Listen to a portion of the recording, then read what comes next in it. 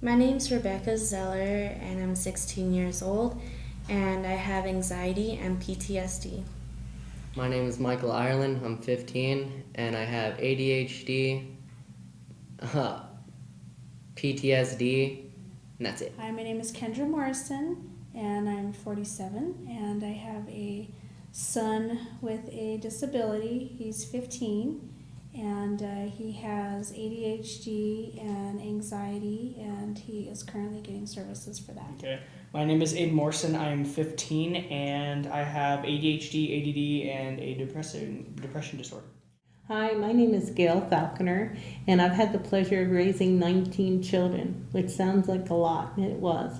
8 of them were adopted, and they all fit into the category of seriously emotionally disturbed.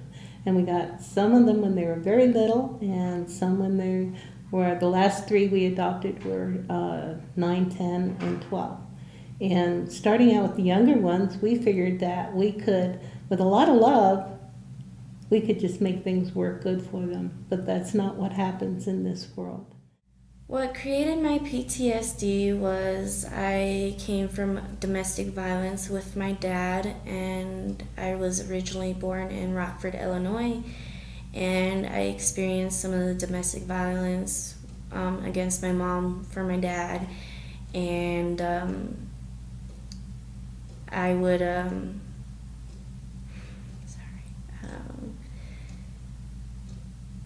I would get very nervous and stuff going to his house and feel panicky because I know it wasn't in the best situation, and he also made me feel uncomfortable and stuff, and I saw some of the violence, and that's where I got my PTSD. Well, there was problems with my dad. I used to live with him because when I was a little kid, my mom and my dad got divorced when I was 4. And from there, I lived with my dad, and he was abusive, pretty abusive. I came to school with 2 black eyes, a broken rib, and bruises all over. And I came to school crying, and so then they did a police report and everything. And since then, I've been living with my mom. But that's how I got the PTSD. Well, I try to figure out, behavior is a way of communicating something. We don't always know what that something is, but behavior is always about communicating. And so you have to figure out they're all different. And this is something the schools don't want to hear, but they're all different. They don't have on and off buttons that they just come on when you put them on. It's always there. And so we're always using different kind of strategies for each child. Mostly, though, we stood a lot with modification, behavior modification. We did a lot of active things. We found that if you kept them moving and doing things, it worked out better. I remember Aiden had a preschool teacher who, at that age, they have to finger paint and stay in their own space and draw, and Aiden really had a really difficult time with that. He went to finger paint, and he didn't want to touch the paints because of this texture, and the preschool teacher and the assistants actually held his hands down to the paper, and he just screamed. And from that experience on, every time I had to leave him at school, because he was in a half-day program, he would just cry, and it took every ounce of strength in me to leave him there.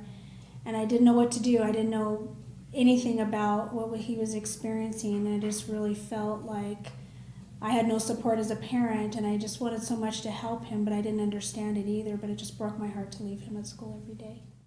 I feel I have a depression disorder because I was diagnosed with it a couple of years back, and I have not been diagnosed with anything, recent. So as far as I know, I still have it. The kind of school I go to is Amy Beale High School. It's a charter in the middle, literally smack in the middle of downtown, and it's a really good school. I really do like it. I am going to a summer school right now through UNM Upward Bound, and I'll be starting school August 13th at Highland High School. I got into advocacy because I saw people changing the world and what their look on mental health was, and I said to myself that I can relate to some of these people because I do also have a mental disorder, and I was like, I just want to change people and help the best I can because I see that kids my age struggle and everything, so I just wanted to make a difference. But it doesn't come easy. You have to get out there, you've got to prove your point, you have to know what the law says. I've read the federal law several times. And that's something hard to admit because there's like 732 pages or something on a special federal registry. But I wanted to know what my rights were and what my kids' rights were. And it's really important that people know that. With Aiden, his services began through the school initially, and I really relied on the school to deal with those issues because a lot of them were coming out in the school setting. And unfortunately, at the time, I didn't know a lot about sensory integration dysfunction. I didn't even really know a lot about ADHD. I used to not be good with friends, good with social, and then I started making a lot of good friends when I came to Amy Beal, and then from there I think I have at least like 20 friends, and that's more than I've ever dreamed of having. Challenges on day-to-day life kind of go from social to, I guess, academic. Social meaning that I can sometimes become annoying, but I still manage to keep that enthusiasm. And then academic, I seem to become easily distracted with something, like fidgeting with my hands or even spacing out into my own little dream world. High school? Well, this year I started high school, and it was okay at the beginning of the year because I had to move schools, or I had to move school districts. And it was tough to make friends at the beginning, but I did. And then towards the middle of the year, I was doing okay in grades. I don't know, I kind of fell into the wrong crowd and got mixed up with the wrong people. So I had me and my buddies got in trouble, and then we got, by the school police, we were labeled because we got in trouble once with marijuana, and we were labeled as criminals. So every time somebody would, get in trouble with drugs, or if somebody, had an overdose or something, they would go to me and my friends all the time. We normally got searched like 4 or 5 times a week. Got pulled out of class same 3 or 4 times a week. It was a bummer, so we didn't really like it. So I have smoked marijuana and I have smoked spice. The reason why I smoked marijuana is because all my friends have done it, and I've researched it, made sure it's all good. So that's why I smoke it, and plus it relaxes me with my PTSD. Spice was a bad idea. Me and my friends tried it one day and got really, really, really, really, really, really stoned. And then we kept on doing it for a couple of months, and then my buddy, we knew him for 6 months, he smoked spice for almost 2 years. And about 3 months when we were hanging out with him, one day he said, "Dude, I just threw up a bunch of black stuff in my toilet." And we were like, "Oh my gosh, really?" And he's like, "Yeah." And then a week later, he wound up in a coma, and then a month later, he died. In the past, to work with my PTSD, I tried to stay out of contact with my dad and not think about going back home in Illinois and all the memories and stuff, and also got help through Hagaris. And ever since then, Hagaris has helped me a lot with my disorder. I want to go to college because a lot of my family members have gone to college. Also, I feel that college gives me a better chance to get a better job and to have a better future. For me, I'm really interested in the medicine field. It's very interesting to me, and it kind of makes me think and wonder about it. Also, how the human body works. And since doctors, it takes them a very long time, I'd rather be something that's simple and quick.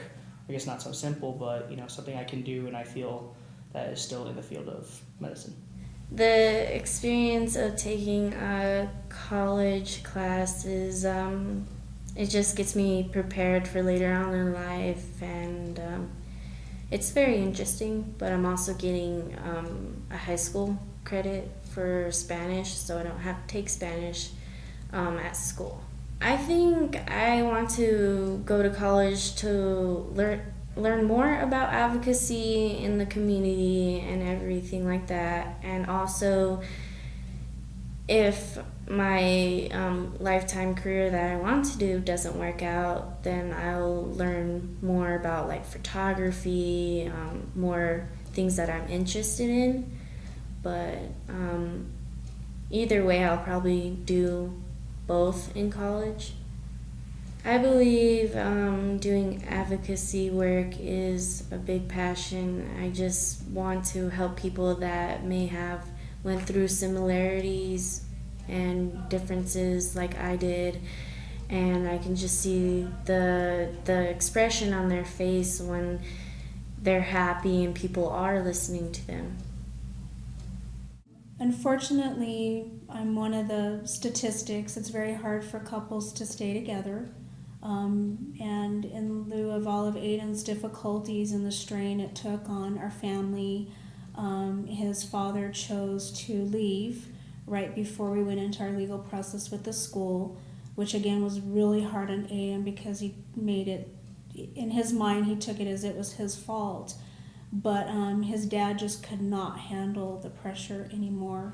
Well, we've been married for 36 years. My husband and I both love kids, and when we got married, like I said, we couldn't have our own.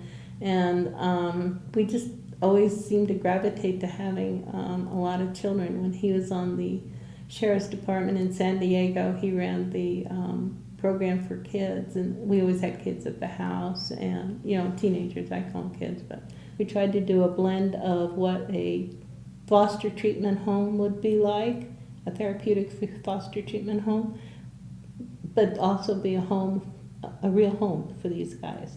And so it was always a balancing act on trying to keep that happening. We have a thing on our wall that says fair isn't equal. Fair is everybody getting what they need. And so basically that's how we raised our children. His disability is always going to be there, but it doesn't have to be a disability. He realizes now, him and I will sit down sometimes and go through magazines, and I tell him, you know, business magazine, and I tell him, look, they actually look for kids that have ADHD because you have so many gifts that you can give. So he's really gone from feeling horrible about himself, that he is a hindrance to the school and those around him, to really embracing his deficits, so to speak, and turning them into skills and how they can work for him. So he's very much interested in college and life, and that's such a turnaround from the way he was about 2 years ago. I think with the, especially with the ADHD, I'm a lot more enthusiastic than you find a lot of people. I can actually laugh at a lot of jokes, and I can actually, you know, make my other friends even happy with the hyperactive kind of side of it. Another strength would be kind of the chance to, you know, find some other ways to learn, you know, because there's, you know, besides just sitting in a classroom and listening to the teacher lecture, you know, you can actually have visuals, you can have hands-on things. So for me, it's a new experience. I usually visit my dad once a month if I'm lucky, and then about 2 weeks to a month during summer. You know, it's not very long when I visit my dad. It's like a weekend, and that's pretty much it. And he was always like that. I mean, he wasn't beating me every day. We had good times and stuff, but he just taught the old-fashioned way and got a little bit too much into it, because he used to be a really bad alcoholic, but then he went to AA, and then he smoked. So that got him pretty on edge. If he was willing to get help and take maybe anger management classes and show that he's trying to improve his situation, then I would probably let him have a chance, and we'd, you know, talk sometimes and maybe progress our relationship from there. But he just doesn't want to seem to do that. He just seems to blame it on everybody else, and how everybody else is the problem. So I don't see that happening. I mean, he doesn't have that type of personality. When you have a child with a disability, one thing that I learned, and I always tell people, I've learned more from my children than any college degree could have ever given me. With kids with disabilities, it's really important to understand the discipline and just how you interact with them. I guess a couple of things I might like to share would be, one is to remember that these guys, the kids, they don't wake up in the morning and say, I'm going to get up and have bad behaviors. They don't plan that at all. And second of all, I think that as adults we need to keep a real firm grasp on what is it that these guys really need, and how do we help them get that and not to back off. And the third thing would be to remember to address things with common sense. I think if you have a common sense approach, you're always going to win. That'd be about it. And love them. To be honest, I'd probably say the disability you have doesn't form your personality, and it's really how you think. And if you have a disability, then don't take it as hard as it may seem, because your disability is just a way of being unique and special in your own way.